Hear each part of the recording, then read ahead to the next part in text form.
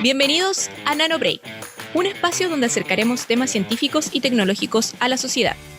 Queremos ser un medio para estimular el interés y la discusión en torno a los aspectos más contingentes de la disciplina de la computación. Conversaremos sobre investigaciones, iniciativas, artículos científicos, periodísticos y tendremos diversas entrevistas. Somos el Departamento de Ciencias de la Computación de la Facultad de Ciencias Físicas y Matemáticas de la Universidad de Chile, y este es nuestro podcast.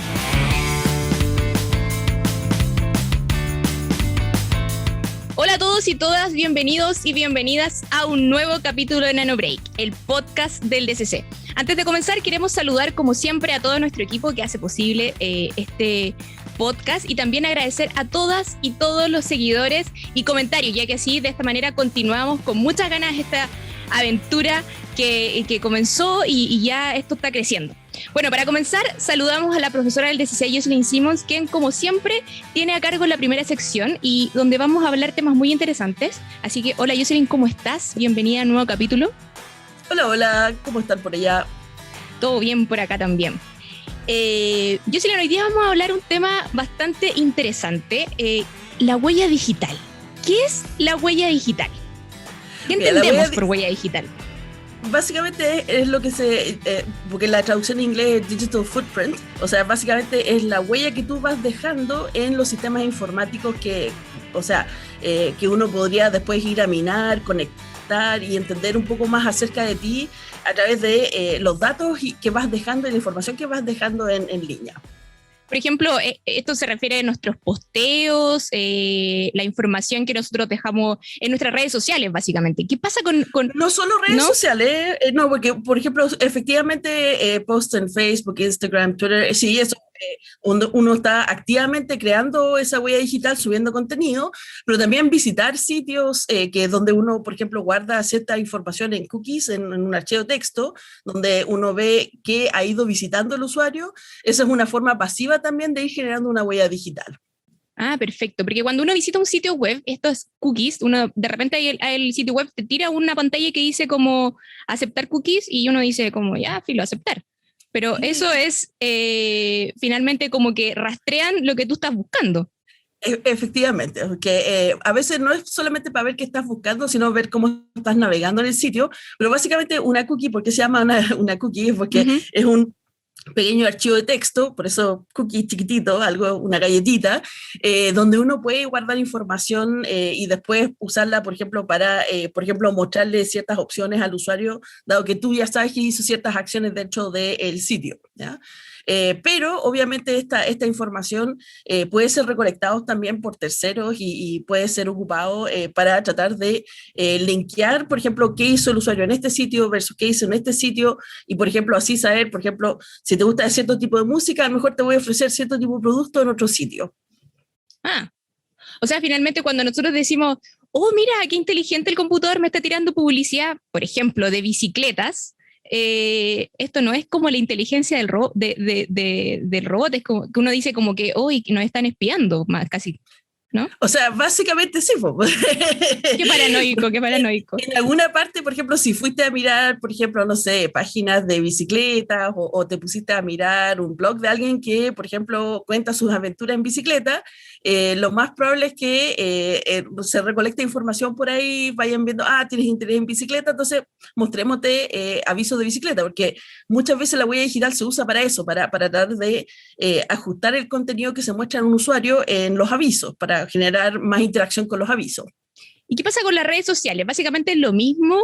Cuando uno abre una red social hay un contrato y yo creo que muy pocas personas hemos leído, yo por lo menos me declaro no lectora del contrato y como que finalmente uno quiere tener la red social, entonces uno pone aceptar, pero claro, esto tiene distintas condiciones finalmente. Efectivamente. O sea, básicamente, más que contrato, se llaman las términos y condiciones. Claro.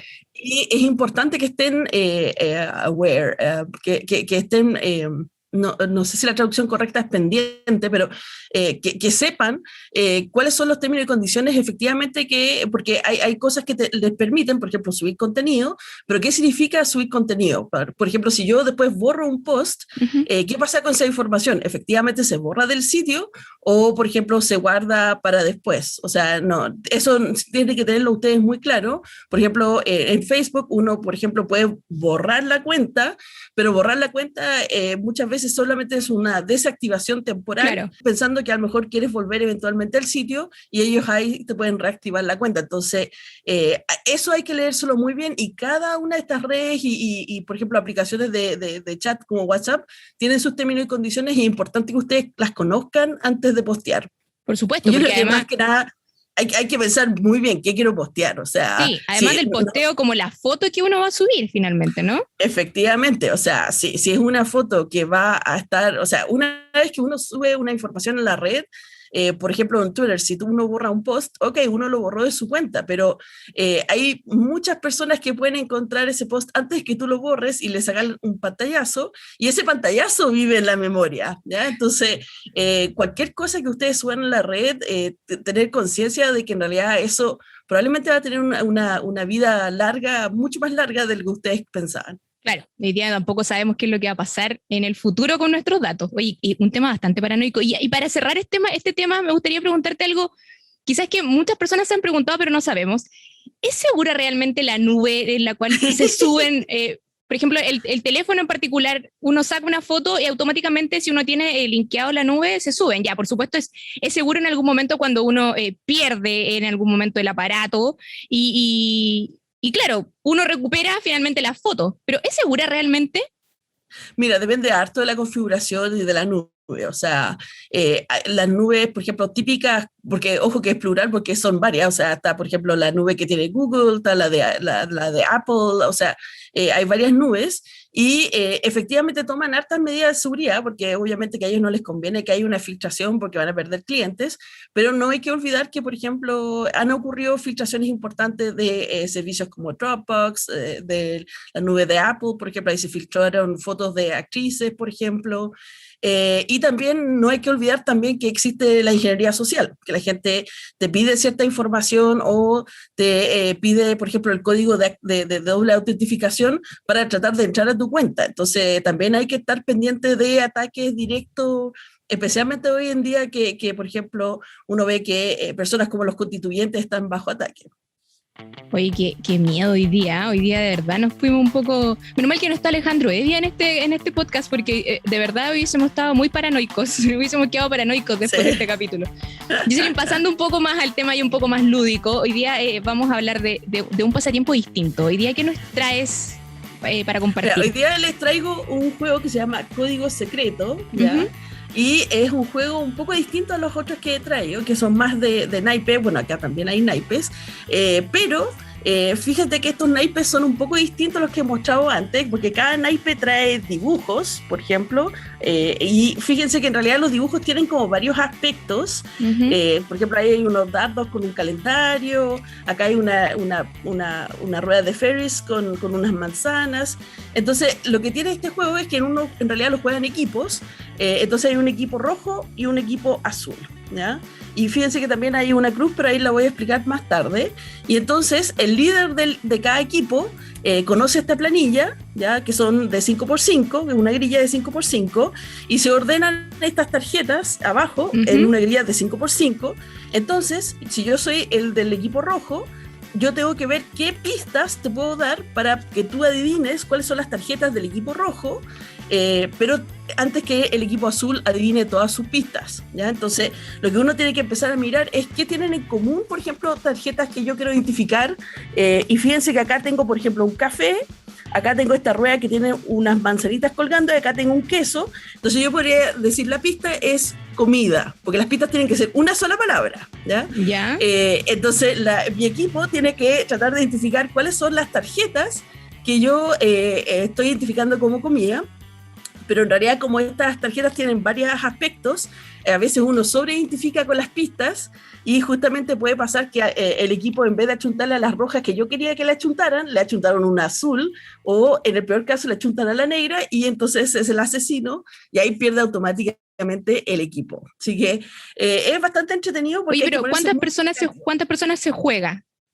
Mira, lo importante es tener por lo menos 4, porque tú ¿Ya? necesitas un jefe de equipo para los azules y uno para los rojos, y necesitas a alguien que esté adivinando, pero en realidad es más divertido con más personas, porque los equipos pueden ser 3, 4, 5 personas, y todas tienen que ponerse de acuerdo de cuáles son las tarjetas que son las correctas a elegir con las pistas. Y además que uno, a medida que va perdiendo, en realidad, mira, sabes que los azules nos van ganando, ya, mira, tengo que por lo menos identificar 5 tarjetas con una misma pista. Entonces uno se pone un poco demasiado creativo a veces con las pistas, o piensa que son referencias que el resto del equipo entiende y nadie entiende la pista. Entonces realmente es bien divertido tratar de jugar esto con más personas. Pero igual hay una estrategia por medio, me imagino yo, porque la estrategia debe ser como una pista que pueda entender el equipo. Sí, me imagino. No, y no saca nada con dar pistas que identifican una sola tarjeta. O sea, si son muy específicas, no vas a alcanzar a encontrar todas tus pistas antes del otro equipo. Entonces, lo ideal es tratar de partir con, ya mira, tengo que identificar estas, son como 10 por equipo. ¿Qué pista puedo ocupar por lo menos para identificar 3 de las tarjetas? Pero pensando estratégicamente que después no me queden puras que son guachas así de una nomás. Pues, o sea, tienes que tratar de ir viendo cómo las puedes agrupar, pero tampoco no puedes dejar de mirarlas del otro equipo, porque si tú como capitán incluyes, por ejemplo, digo comida, pero una de las comidas también es de los azules, entonces van a elegir esa tarjeta y le van a dar una pista gratis. Y ahí le das puntos al otro equipo.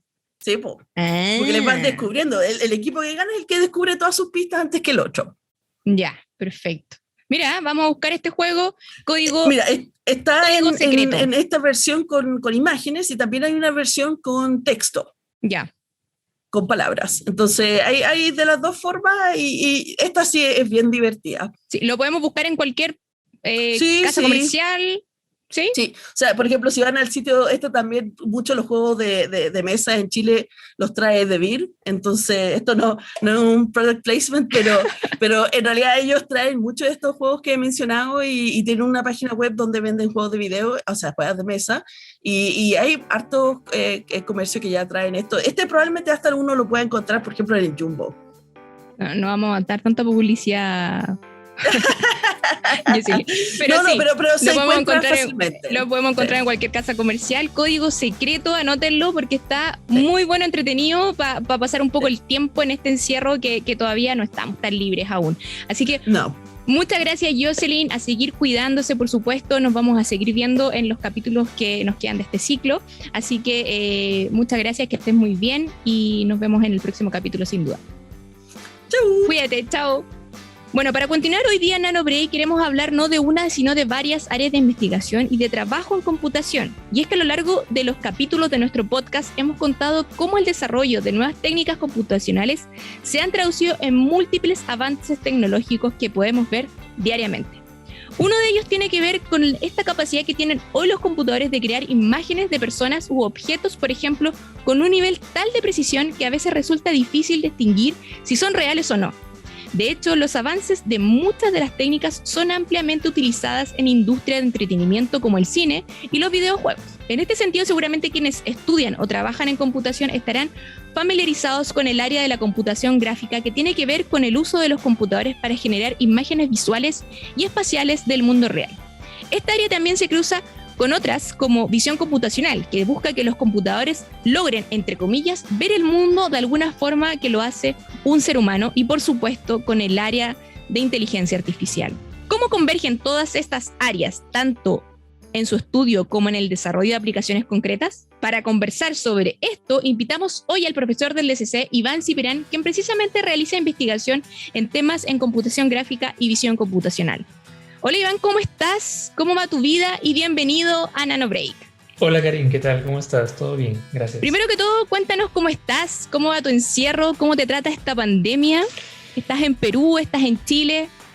Sí, bueno, ha sido un tema, una cosa bien larga, todo lo que pasó con mi inicio en el DCC, porque yo inicialmente estaba aquí en Perú. Luego empecé en el DCC en agosto del año pasado, de hecho. Claro. Pero no pude ir hasta Chile, sino hasta ahora en mayo, ¿no? Por diversos ya estás temas. en Chile. Estuve en Chile, esa es parte de la historia.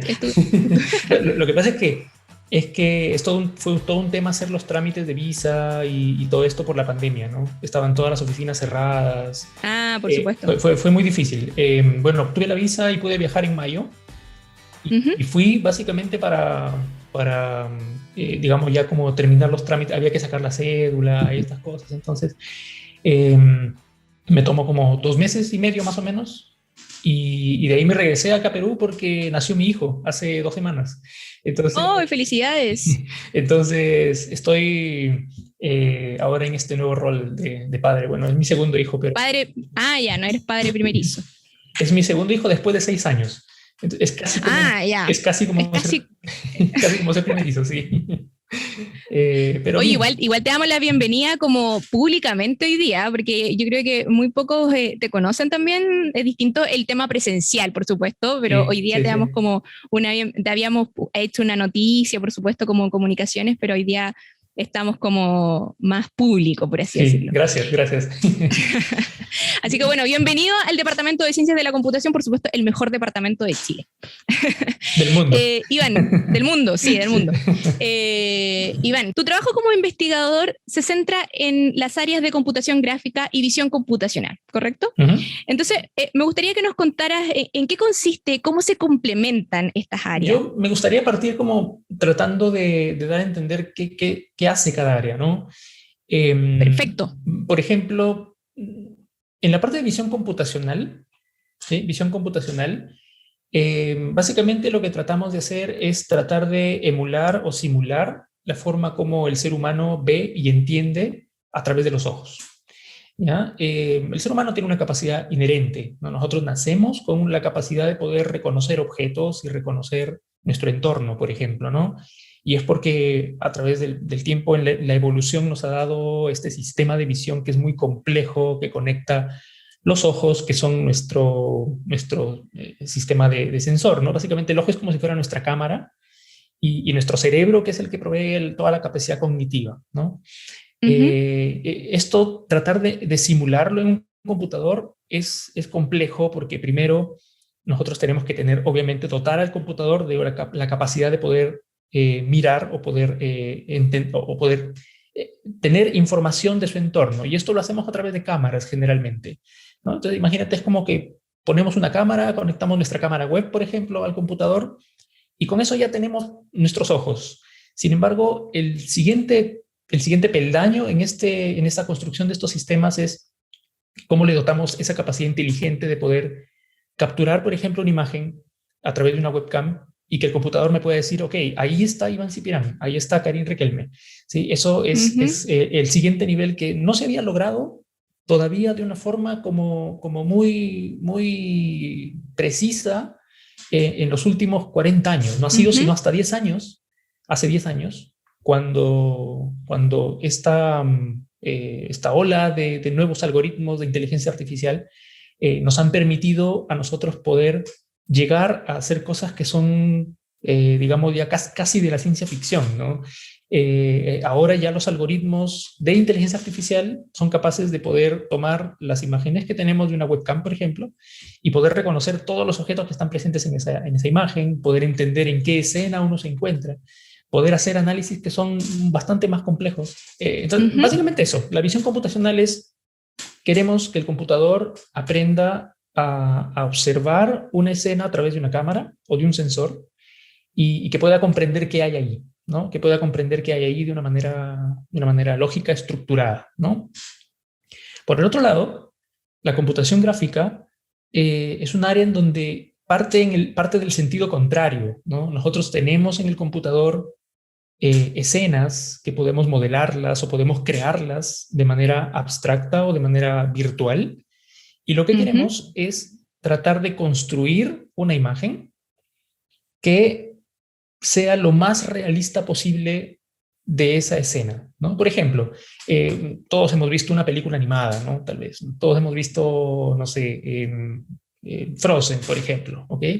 Entonces, esas escenas que nosotros estamos viendo ahí no son obtenidas por una cámara, sino que son escenas modeladas. Hay artistas que modelan esas escenas, hay artistas que se dan el trabajo de crear esos mundos tridimensionales que son parecidos a un mundo real.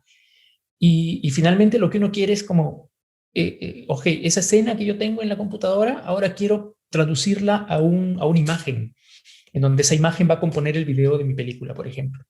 Y para hacer eso, tengo que aplicar algoritmos que traten de simular cómo funciona la luz, por ejemplo, traten de simular cómo funciona la interacción entre los objetos, que traten de simular cómo funciona, por ejemplo, los fluidos, cómo funciona el hielo, cómo funcionan las cosas físicas, ¿no? La computación gráfica entonces se encarga de eso, se encarga de cómo finalmente llevo esa escena modelada por artistas y por gente que hace estos trabajos a nivel computacional, cómo los traduzco a una imagen de tal manera que la persona que vea esa imagen pueda engañarse de alguna forma de que esa imagen es una imagen real y no una imagen generada por un computador. ¿Ok?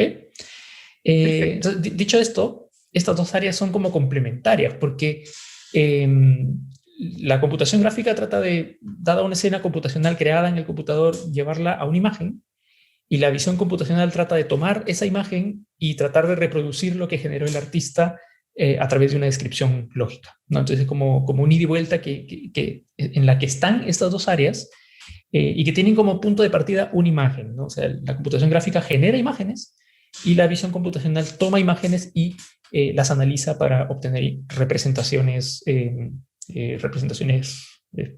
cognitivas, ¿no? Representaciones un poco más de alto nivel.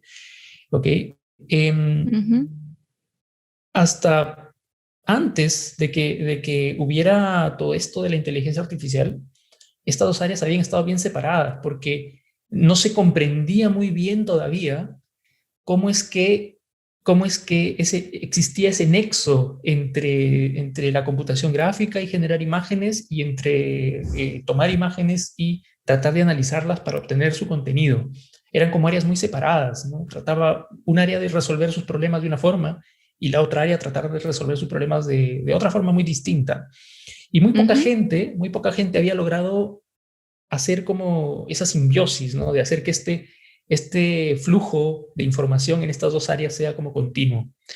Cuando sale la inteligencia artificial, o lo nuevo de inteligencia artificial, que es básicamente aprendizaje profundo, deep learning y estas cosas, ahora se han acercado bastante más a estas áreas. Ahora tenemos métodos, por ejemplo, que nos permiten a nosotros tener una red neuronal, un modelo computacional que hace ambas cosas a la vez, ¿no? Que puede producir imágenes y hacer computación gráfica, y que puede analizar imágenes y hacer visión computacional. Entonces, con esto lo que se ha logrado es que ahora hay un solo flujo de información que uno puede procesar con un mismo modelo, con una misma herramienta computacional. Y eso es muy interesante porque ahí es donde uno está tratando ya de encontrar nuevas aplicaciones, y las nuevas aplicaciones que están saliendo, tanto en computación gráfica como en visión computacional, prácticamente están mostrando que estas dos áreas ya se juntaron, ya se unieron.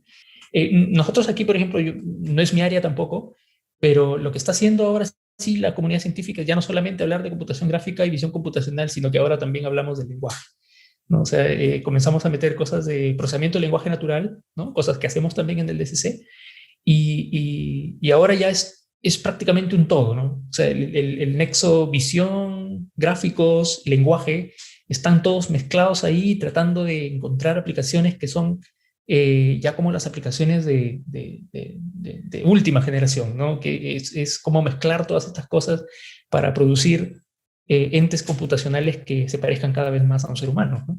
Oye, pero esto también está mezclado un poco por lo que decías delante, con harta inteligencia artificial. Hoy día la inteligencia artificial está teniendo un impacto súper importante en muchas áreas, y en esta área en particular también está teniendo... ¿Cuál es el impacto que el desarrollo de la inteligencia artificial está teniendo en las técnicas que se desarrollan en estas áreas de visión computacional y computación gráfica, finalmente? Sí, mira, yo creo que digamos, la suerte que tenemos ahora de poder tener estos métodos de inteligencia artificial es porque La inteligencia artificial moderna, que es esta inteligencia artificial que está provocando estos cambios significativos en la ciencia y en las aplicaciones, tienen como insumo central los datos. Entonces, Claro. en cualquier lugar en donde haya datos, en donde haya información, uno puede aprovechar estos modelos de inteligencia artificial para sacar provecho, ¿no? Entonces, me parece a mí que la inteligencia artificial ha funcionado, y no solamente en estas dos áreas, ¿no? Yo creo que ha funcionado en general, en todas las áreas del conocimiento en las cuales se aplica, ha funcionado como un gatillador, ¿no?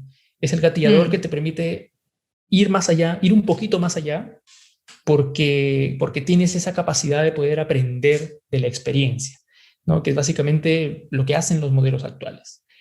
Ahora, si yo tuviera que ser un poco más crítico, ¿no? Diría que también hay una limitación, ¿no? La limitación es que estos modelos solamente van a hacer lo que pueden hacer en base a los datos que uno tiene. Si claramente hay una situación nueva, un conjunto de datos nuevo, por ejemplo, estos algoritmos tampoco no van a poder hacer mucho, ¿no? Entonces, me parece que hay una limitación que la vamos a encontrar muy pronto. La estamos encontrando ya en algunas cosas, pero la vamos a encontrar muy pronto. Y probablemente el siguiente camino ya hacia buscar nuevos algoritmos sea cómo uno logra dar ese otro paso de ya no solamente basarnos en datos, sino también de repente basarnos en conocimiento previo que puede estar de repente representado en alguna otra forma. Tal vez no lo conocemos todavía, ¿no? Pero en alguna otra forma que esté, no lo sé, representado a través de reglas, por ejemplo, representado a través de procedimientos, ¿no? Que son cosas que todavía no estamos explotando del todo en estas áreas, ¿no? Bueno, sin duda va a seguir avanzando esto, porque partimos súper básico, nunca pensamos en lo que hoy día estamos viviendo, yo creo. Iván, queremos llevarte un poco a otro tema relacionado, por supuesto, en el que sabemos que estás trabajando, y es la restauración en material arqueológico utilizando precisamente inteligencia artificial. ¿Nos puedes contar un poco más sobre este trabajo, en qué consiste en lo técnico y si ya lo han aplicado en casos reales? Por ejemplo, en la reciente edición de la revista Bit de Ciencia escribiste un artículo sobre un trabajo realizado en el Museo Josefina Ramos de Cox de Perú. Cuéntanos en qué consiste esto y qué ventajas ofrece sobre la restauración típica y cómo se complementa. Sí, mira, esa aplicación es una aplicación bien interesante. A mí me motiva mucho porque en particular me gusta mucho el tema de la historia y el tema de esto de las culturas prehispánicas y todo eso. Eso siempre me motivó desde muy chico, desde cuando estaba en el colegio. Nosotros encontramos una aplicación ahí muy interesante porque en los museos, cuando uno va a un museo, lo que uno ve en una colección de un museo no es ni el 20% de lo que tiene el museo. Generalmente el museo tiene registros o tiene archivos en donde están muchos más objetos y que no pueden ser mostrados porque muchas veces esos objetos tienen que ser reparados, tienen que ser puestos en valor, tienen que ser mantenidos o preservados de formas especiales. Entonces, el trabajo de hacer esa preservación y esa, digamos, esa restauración de objetos es muy tedioso. Hay personas que son los conservadores que se encargan de hacer ese trabajo manualmente, ¿no? Y hacer ese trabajo manualmente significa, por ejemplo, cuando quieres restaurar una pieza, hay que entender primero, ¿no? Hay que entender primero cuál es el contexto de esa pieza, hay que hacer un trabajo, un análisis de qué piezas se encajan con qué piezas, y eso es un trabajo muy tedioso. Puede tomar semanas, puede tomar meses reparar una pieza. Entonces, nosotros vinimos con un trabajo desde el año 2013. El año 2013 yo empecé a trabajar en un proyecto en Europa, en donde justamente la idea era hacer esto, era restaurar piezas arqueológicas del Museo de la Acrópolis, en Atenas. Y la forma como a nosotros se nos ocurrió que podíamos hacerlo era utilizando herramientas de computación gráfica en ese tiempo, ¿sí? Que era escanear los objetos con un escáner especial, que es un escáner tridimensional, que permite obtener la representación en 3 dimensiones del objeto a nivel computacional. Y entonces nos dimos cuenta que habían ciertos tipos de objetos en los cuales uno podía reparar los objetos de manera virtual y de manera automática, bajo ciertas suposiciones. Por ejemplo, que el objeto sea simétrico, ¿no? Muchas veces uno tiene un objeto roto, quebrado, y lo que necesitarías para completar el objeto es simplemente girarlo, por ejemplo, y saber que hay otra parte de ese objeto que calza perfecto con la parte que falta, ¿no? Entonces nosotros hicimos ahí unos aportes, todo siempre dentro de la computación gráfica, ¿no? En donde, por ejemplo, nos dábamos cuenta cuando un objeto podía ser reflejado, o sea, como un espejo, y podíamos obtener la reconstrucción que faltaba, ¿no? Y obtuvimos cosas interesantes por allá. Todo esto todavía a nivel como muy experimental, ¿no? Eso fue en Europa. Trabajamos en el Museo de la Acrópolis y hicimos unas reconstrucciones de unos objetos en una catedral, la catedral de Nidaros en Trondheim, en Noruega, ¿no? Entonces hicimos como varios pilotos con varias cosas. Luego de eso, yo me regresé a Perú, y cuando me regresé a Perú yo presenté un proyecto a una agencia de financiamiento para hacer eso mismo, pero tratar de analizar como las cosas más, digamos, más de las culturas prehispánicas en Perú, ¿no? Afortunadamente financiaron el proyecto y en esa oportunidad del año 2015 trabajamos con el Museo Larco en Lima. El Museo Larco es uno de los museos más reconocidos, más renombrados en Lima. Es una colección privada, no es pública. Es una colección privada. Afortunadamente nos dieron el espacio para poder trabajar con ellos. Escaneamos varias piezas de varias culturas que eran como muy interesantes. Y lo que pudimos hacer fue extrapolar todo el trabajo que habíamos hecho en Europa a este tipo de objetos. Y además de eso pudimos hacer el siguiente paso, que era cuando nosotros reconstruíamos un objeto en la computadora a nivel virtual, los imprimíamos en 3D, ¿no? Entonces podíamos imprimir el objeto en 3 dimensiones en una impresora 3D, y el conservador ahora tenía un modelo sobre el cual basarse para poder hacer las reconstrucciones, ¿no? Entonces ya no partía desde cero, ¿no? Ya no tenía el proceso de modelamiento de las partes que faltaban para ellos, ya no era desde cero, sino que podían basarse en lo que estaba impreso en 3D. Lo bueno es que esas impresiones tenían una precisión muy alta y por lo tanto obviamente les facilitaba mucho el trabajo. En el año 2018 ya estábamos con todo esto de la inteligencia artificial. A mí se me ocurrió, ¿por qué no podemos utilizar, así como uno puede crear como deepfakes, imágenes, ¿no? ¿Por qué uno no podría crear como como fake objetos arqueológicos, ¿no? Una cosa así. Entonces se me ocurrió que uno podía hacer exactamente lo mismo, la misma metodología que uno hace para crear objetos o imágenes artificiales. Uno podía crear objetos 3D artificiales que se asemejen a piezas arqueológicas y uno podría utilizarlas para hacer reconstrucción, ¿no? Entonces presentamos un proyecto de nuevo y ahora en esta onda de la inteligencia artificial, en el que propusimos esto que mostré en el artículo de Bit de Ciencias, ¿no? La idea era ahora ya no basarnos en nada de cosas de computación gráfica y cosas geométricas netamente, sino enseñarle a un computador a cómo reparar una pieza arqueológica dañada, ¿no? Entonces nosotros le dábamos al algoritmo una pieza dañada, escaneada, y el algoritmo nos entregaba el objeto compuesto y el objeto reconstruido. Y también utilizábamos la misma estrategia de imprimirlo en 3D para que el curador pueda tener la información más a la mano, ¿no? ¿Qué lográbamos con esto? El método que implementamos en el Museo Larco tomaba aproximadamente de 3 a 4 horas el análisis. O sea, nuestro programa corría tratando de analizar la geometría, y obviamente la geometría de alta resolución. Entonces tomaba como 3, 4 horas hacer una reparación de un objeto virtual e imprimirlo. Con este algoritmo que tenemos ahora, que es una red neuronal en la que le ingresamos el objeto y nos genera la reconstrucción final, uno puede hacer esto en segundos, ¿no? O sea, yo ya pensaba que 4 horas era maravilloso. Ahora lo hacemos en segundos, ¿no? Este algoritmo de inteligencia artificial toma la data de entrada, genera la data de salida en nada, ¿no? Y es digamos, muy interesante, porque uno puede hacer reconstrucciones, por supuesto, de miles de objetos en un solo día, y de ahí lo que quedaría es solamente ya la parte del conservador y del curador, que tiene que hacer la parte física, claramente, pero hacer la reparación de estos objetos no nos toma nada, ¿no? Actualmente estamos tratando de escalar esto, ¿no?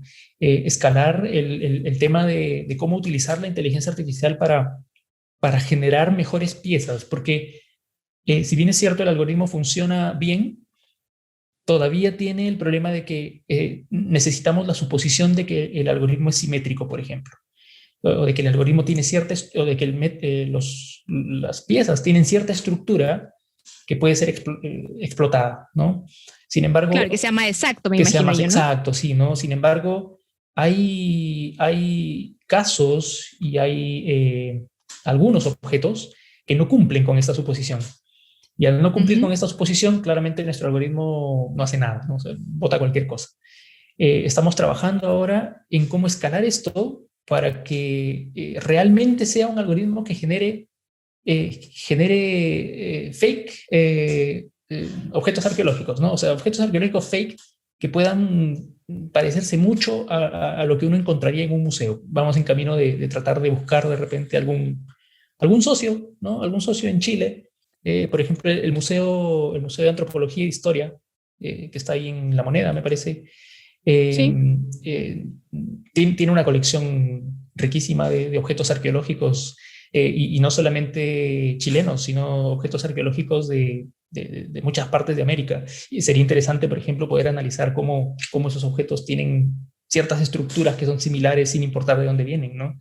Y hacia eso vamos, ¿no? Hacia eso vamos. Ahora estoy proponiendo un proyecto nuevo, ¿no? Que básicamente trata de generalizar todas estas ideas hacia colecciones que sean no necesariamente bajo estas suposiciones que hicimos anteriormente, ¿no? Eso. Sí, para ahí va mi pregunta, que no te quería interrumpir, pero todo esto que describes, ¿es una técnica que se puede aplicar a cualquier tipo de restauración o solo a ciertos aspectos? No sé, me imagino una pieza, yo me imagino en algún momento uno encuentra no sé, hasta un fósil quizás y lo limpia, por supuesto, y esto ya se reconstruye, pero esto para cualquier cosa. Sí, mira, no es para cualquier cosa, porque de hecho estos algoritmos tratan de extraer patrones que son como reconocibles, ¿no? Entonces, en nuestro caso, nosotros nos fijamos solamente en cerámicas, para empezar. Perfecto. Solamente cerámicas y con la particularidad de que las cerámicas tienen que tener algún tipo de estructura simétrica. Por ejemplo, hay este tipo de cerámicas que han sido hechas en mesa de torno, ¿no? Que se moldean en una mesa que va girando, ¿no? Y esas cerámicas tienen una cierta estructura que es conocida y que nosotros podemos aprovechar con estos algoritmos, ¿no? En algún momento, por ejemplo, hubo un museo en Lima que tenían una colección de piezas de metal. O sea, no eran piezas cerámicas, sino eran piezas como de plata, oro y cobre, o sea, eran metales. El problema era que los metales tienen una particularidad muy distinta a las cerámicas, y es que cuando uno las pone sobre una cámara o con un escáner, el brillo de los objetos hace que uno no pueda tener una buena representación en 3D. Entonces salen cosas muy raras por los brillos, ¿no? Por los brillos que tiene el metal. Entonces, por ejemplo, nuestros métodos no funcionan por ahora para ese tipo de objetos, ¿no? Si uno quisiera aplicarlo para fósiles, por ejemplo, uno podría aplicarlo para fósiles, podría aplicarlo, pero de nuevo la estructura de los fósiles varía, ¿no? Probablemente, no sé, un fósil de un animal prehistórico sea muy distinto al fósil de no sé, de una planta, o sea distinto al fósil de un ser humano, ¿sí? Entonces, hay ciertas particularidades que yo creo que nuestro algoritmo todavía no llega a eso porque no tenemos data tampoco, ¿no? O sea, si tuviéramos de repente datos de fósiles, sería mucho más fácil modelar ese problema para poder solucionarlo, ¿no? Pero por ahora tenemos esas restricciones de que claramente hacemos suposiciones y el método funciona bajo esas suposiciones, ¿no? Perfecto. Iván, ¿y para dónde crees que van todos estos temas? Sobre todo este cruce de las tres áreas que hemos conversado hoy día. ¿Cuáles serán las tendencias de investigación y desarrollo en general? Yo creo que se va a seguir rompiendo esta frontera entre las áreas, ¿no? O sea, para mí, la investigación de computación gráfica no va a ser más solamente investigación de computación gráfica, sino que vamos a incorporar modelos de visión computacional, vamos a incorporar modelos de procesamiento del lenguaje natural, vamos a incorporar modelos de otras áreas de dominio, incluso porque, por ejemplo, en la aplicación que nosotros estamos desarrollando, nosotros quisiéramos que el conocimiento previo de un arqueólogo pueda ser también parte del proceso de reconstrucción, ¿no? Por ahora nosotros tomamos suposiciones que son como más computacionales, más que de dominio, ¿no? Entonces, a mí me parece que todo esto va por el camino de ir uniendo, ¿no? Ir uniendo cosas, ir uniendo dominios de conocimiento para poder solucionar problemas cada vez más grandes, ¿no? Yo creo que por ahí va la cosa. Claro. En el caso de nuestra investigación estamos tratando de hacer un poco de eso, ¿no? Porque hacemos cosas de visión para capturar las piezas arqueológicas, por ejemplo. Hacemos cosas de computación gráfica para poder visualizarlas y entender la geometría. Hacemos cosas de inteligencia artificial para poder predecir nuevas formas. Y nos gustaría, por ejemplo, incorporar conocimiento de dominio, que es ya el conocimiento de un arqueólogo, de un conservador, de un curador, que incluso mejore la forma en cómo uno hace este tipo de tareas, ¿no? Yo creo que por ahí va. Y no es solamente en esta área, ¿no? En el área de la biología, por ejemplo, la inteligencia artificial, con el dominio de biólogos, podría traernos nuevas aplicaciones y nuevas cosas. ¿Qué es lo que está pasando, por ejemplo, ahora con esto de este nuevo problema resuelto por la inteligencia artificial de generar estructuras proteicas en base a cadenas de aminoácidos, por ejemplo, ¿no? Que es un problema biológico de hace mucho tiempo y que se ha logrado solucionar con la inteligencia artificial, ¿no? Yo creo que el conocimiento de dominio va a ser importante incorporarlo de manera sistemática en este tipo de algoritmos para poder solucionar cosas mucho más interesantes, ¿no? Sí, bueno, sin duda cada vez se está complementando todas las áreas para llegar a investigaciones más profundas, más importantes. Sí, en todo sentido. Sí. Mi idea ahora es buscar nexos y socios en Chile, en Santiago, que nos permitan de repente poder probar estas hipótesis, ¿no? Tenemos muchas hipótesis acerca de cómo seguir reconstruyendo este tipo de objetos y nos gustaría poder aplicarlos ahí en Chile, ¿no? Claro. Y tratar de buscar nuevos dominios, porque también hemos pensado en el tema forense, ¿no? El tema forense es un tema bien complejo, bien complicado también de resolver, que se hace a través de personas, ¿no? Es el tema, por ejemplo, también de cómo analizar restos humanos, cómo analizar restos prehistóricos, ¿no? Y poder utilizar la computación para hacer eso. Me gustaría hacer eso. Ojalá también tratando de buscar socios. Yo sé que también en Chile está lleno de personas que hacen investigación acerca de paleontología y arqueología, entonces es como tratar de ir a ese nicho también que me parece que tiene mucha aplicación en lo que hacemos, ¿no? Sí, bastante interesante, así que ahí pasamos el dato, ojalá nos estén escuchando o viendo para que se contacten con el profesor Iván Cipirán. Iván, te queremos agradecer por estar hoy día en NanoBreak conversando y también enseñándonos sobre estos temas. Queremos aprovechar esta entrevista para recomendar 2 artículos de la última edición de nuestra revista Bit de Ciencia, que como saben tiene como tema central inteligencia artificial. El primero ya es algo mencionado y es inteligencia artificial para restauración de material arqueológico, escrito por supuesto por el profesor Iván Cipirán, quien entrevistamos hoy día, en conjunto con investigadores de la Universidad Nacional San Agustín y la Universidad de Ingeniería y Tecnología, ambas de Perú. El segundo es el artículo La revolución de la animación 3D por computador. Es una reseña sobre el premio Turing 2019, escrito por los profesores del DCC Benjamín Bustos y Nancy Hitzberg. Bueno, Iván, de verdad agradecemos tu tiempo por estar hoy día en NanoBreak, pero no podemos dejarte ir sin la tradición de este podcast, que como sabes, cada invitado que nos visita nos tiene que entregar una recomendación. Así que Iván, esperamos tu recomendación. Adelante.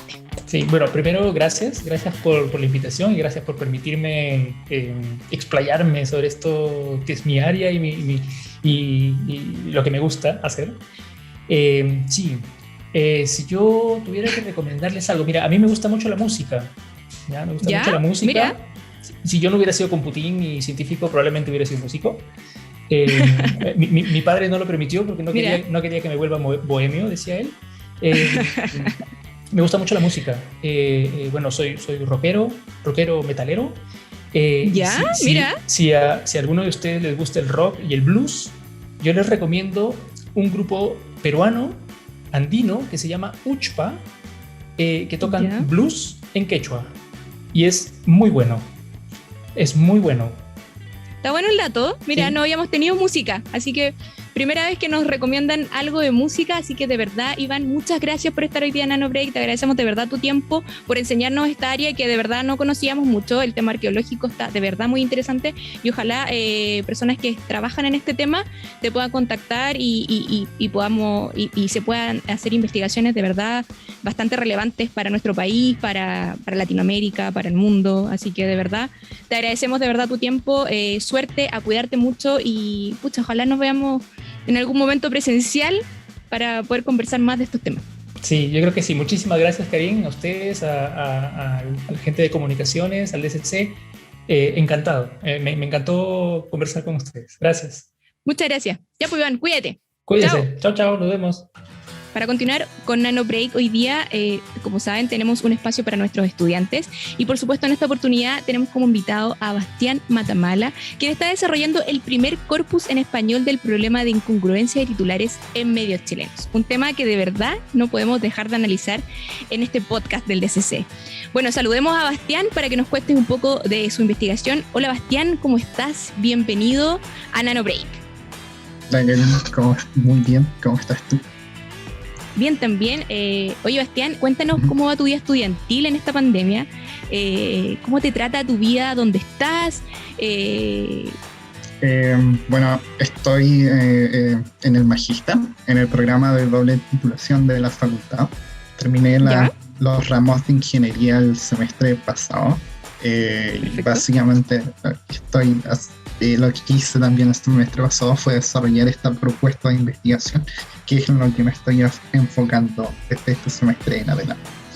Respecto a la pandemia, creo que como todos ha sido un poco difícil, pero ahí le estamos dando. Es lo que hay y hay que adaptarse a la situación. Estoy en mi tema de investigación que estoy desarrollando junto a los profesores Andrés Aviriuk y Felipe Bravo, que he entrevistado recientemente. Y la idea es, como tú decías, enfocarnos en los titulares de noticias. Uno de esos problemas es los titulares de noticias incongruentes. Por ejemplo, si yo te digo que el CO2 es la principal causa del cáncer, como titular, pero luego en la noticia desarrollo que el CO2 es una de las principales causas ambientales de cáncer al pulmón. Esa información es mucho más sutil, mucho menos violenta que el titular, ¿no? Y es un tipo de desinformación que es común muchas veces en los medios. Y ciertamente puede volverse peligroso cuando se usa para impulsar ciertas agendas editoriales de los medios, especialmente respecto a temas políticos. En Estados Unidos es ampliamente utilizado la desinformación a través de medios tradicionales, y creo que en Chile es un tema en el que hay espacio para seguir investigando y para impulsar también la investigación futura, no solo la que voy a hacer yo. Entonces, esa es la idea básicamente. Tomar estas noticias, tratar de construir un dataset con noticias incongruentes y otros tipos de titulares que también son dañinos, y luego entrenar modelos automáticos de Machine Learning que puedan identificar automáticamente estas relaciones. Y esa es la idea, entrenar y evaluar, proponer un baseline y liberar los datos y dejar todo eso. Perfecto. Estos titulares son titulares de medios de comunicación chilenos, solo chilenos, y mi otra pregunta era, ¿medios chilenos escritos?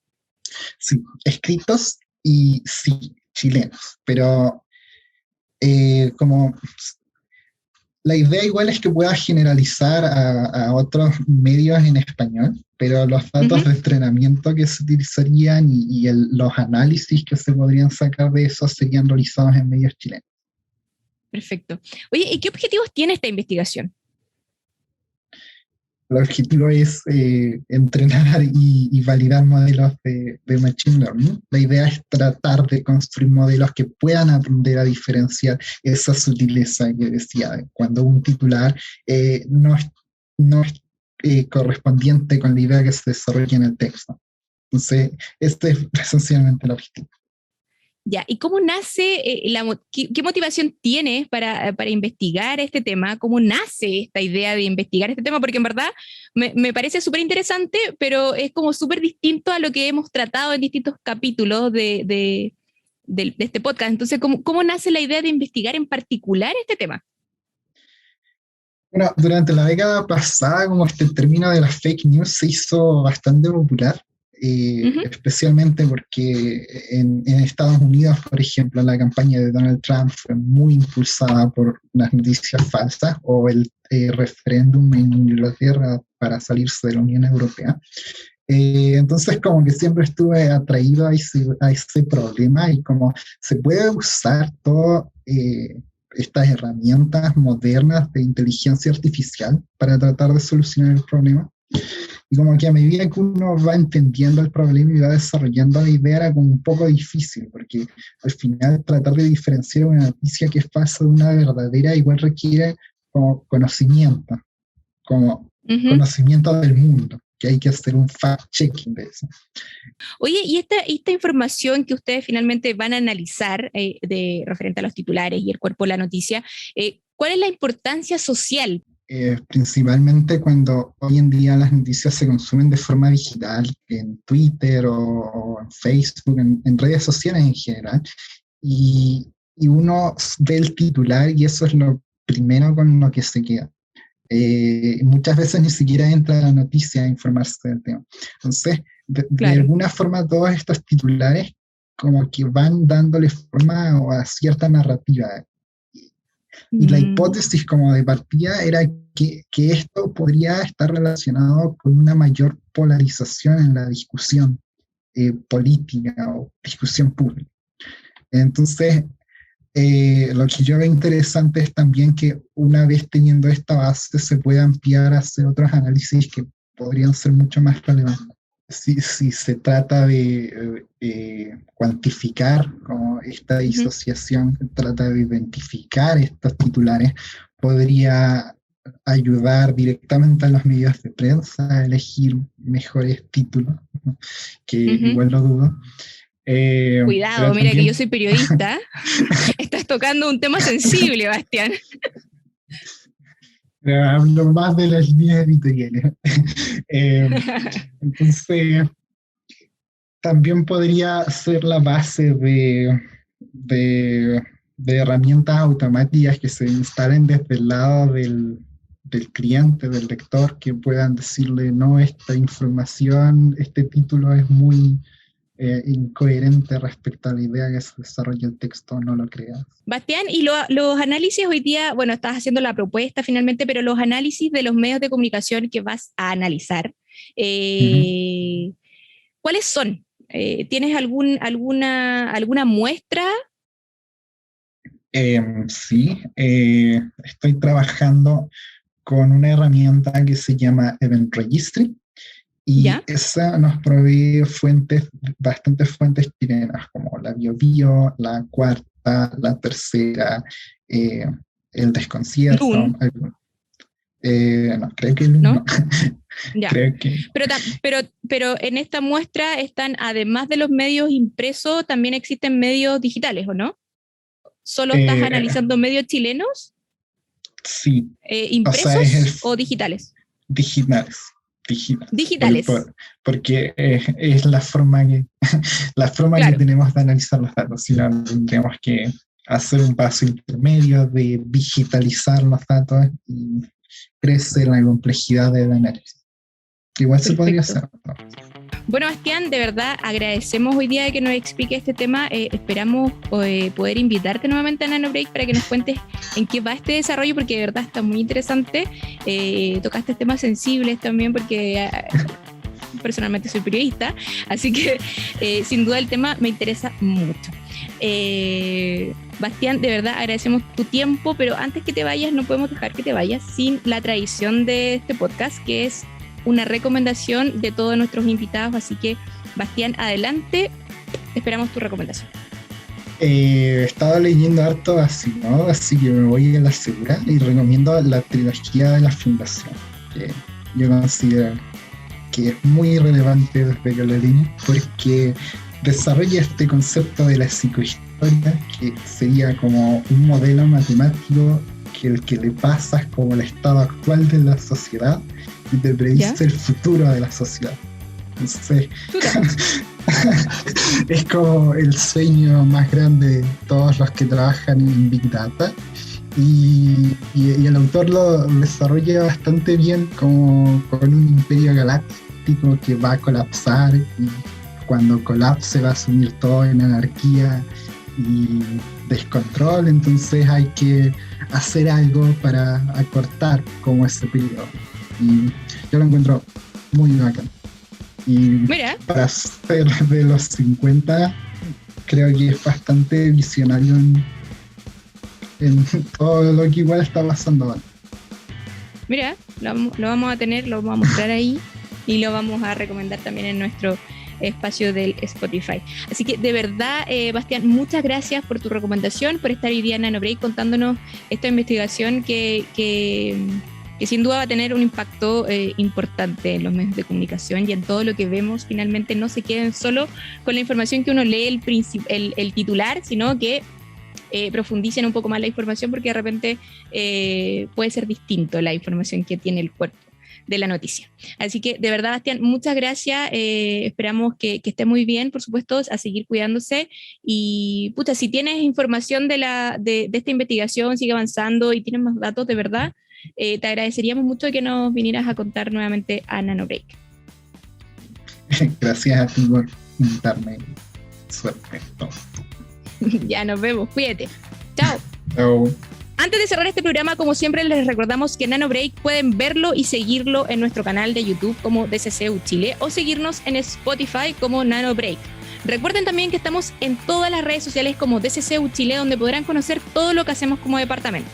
Bueno, a nombre de todo el equipo de NanoBreak les agradecemos nuevamente por confiar en nosotros, por seguirnos, y los invitamos al próximo capítulo que pronto estaremos anunciando por nuestras redes. NanoBreak, un espacio para todos y todas. Nos vemos. Chau.